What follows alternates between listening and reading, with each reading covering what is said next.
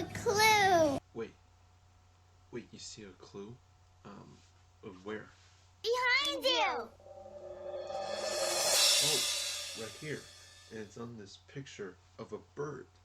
Huh. Okay, well, you know what we need. Our rainbow handy dandy Notebook. notebook. Right. So, a bird.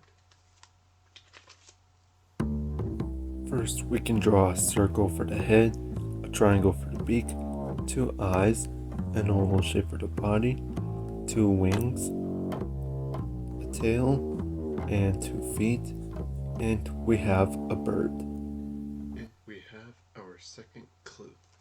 A clue. A clue. Wait, what? We found our third clue. Wait, where was it? Right there.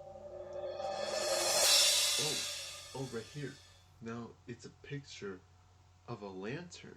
Well, a lantern that you could turn on and makes things brighter, like a flashlight. Well, we can draw this lantern in our handy dandy Notebook. notebook. Right. So, a lantern. First, we can draw a semicircle for the bottom like this, with another semicircle on top like this, 2 lines here, with some lines in between like this, a circle with a line for the switch, and a handle, and we have a lantern. Hey, we have all 3 clues.